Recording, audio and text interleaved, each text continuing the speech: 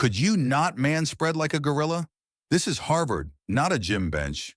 Her voice, sharp and dripping with superiority, sliced through the gentle hum of conversation on campus. Students passing by slowed, eyes darting toward the elegant woman perched on the bench like a queen on her throne. She was flawless. Tailored coat, pearl earrings, posture straight as a blade. Dr. Evelyn Blake, tenured at Harvard, published in 6 languages, a face made for magazines and a mind sharper than most could comprehend. And the man beside her, worn hoodie, scuffed boots, rough hands, coffee in a paper cup, silent, taking up space that, in her world, belonged only to those who earned it. She crossed her legs and scoffed, expecting at least a flinch, but he didn't even glance at her. "Let me guess," she continued, voice laced with condescension. "Community college dropout trying to soak up the Ivy League vibe for your Instagram?" Still nothing. He simply sipped his coffee, calm as still water. "Or are you one of those, 'I could have gone to Harvard but chose the military instead' types?" she went on, lips curling. "Right, because reading books is too hard." A breeze rolled through, rustling the pages of her journal. The man didn't move, but something fell from the side of his bag as he leaned forward to help catch a notebook she'd dropped.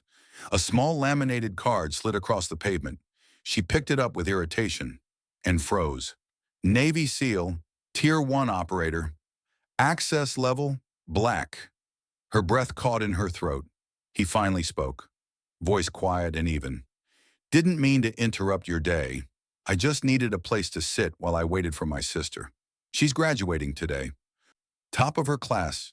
Full ride. First in our family to go to college."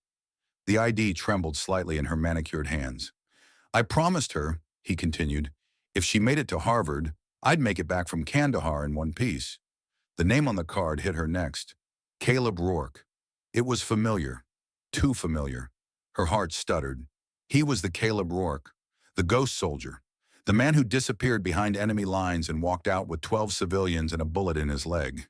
She remembered now. A feature story in the Atlantic. She'd skimmed it over champagne on a flight to Paris. He tucked the card back into his bag without fanfare. "We all judge before we understand," he said simply. And then his sister appeared, sprinting across the lawn in her graduation gown. "Caleb!" she shrieked, tears streaming as she leapt into his arms. Evelyn watched the embrace, motionless. Then the girl turned to her. "Dr. Blake? Oh my God, you're my thesis advisor." Evelyn blinked, stunned. "You never mentioned your brother was—" Her voice trailed off. The girl smiled. "He told me not to. Said if I was going to shine, it had to be on my own." Caleb chuckled. "She's the real genius in the family." Evelyn couldn't laugh. Her chest ached with something unfamiliar. Shame, regret, clarity. She reached into her tote, pulled out her latest book, and handed it to him.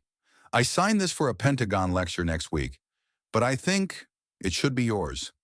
He nodded, accepting it with a polite smile. "Thanks. Maybe I'll finally understand why I still hate group projects." They all laughed, but Evelyn barely heard it. She was still staring at the bench where moments ago she had misjudged a warrior in plain clothes, not because he was less, but because she saw less. That night she rewrote her lecture. She opened with his story and closed with a line that echoed louder than any applause. "Be slow to judge. Some men carry books, others carry the weight of freedom on their backs. One does not make them lesser." Before we go, take a moment to drop your city, country, or even a single word describing how you feel right now. Your comment keeps this story alive. Like, share, and subscribe. The next story might just touch you even deeper.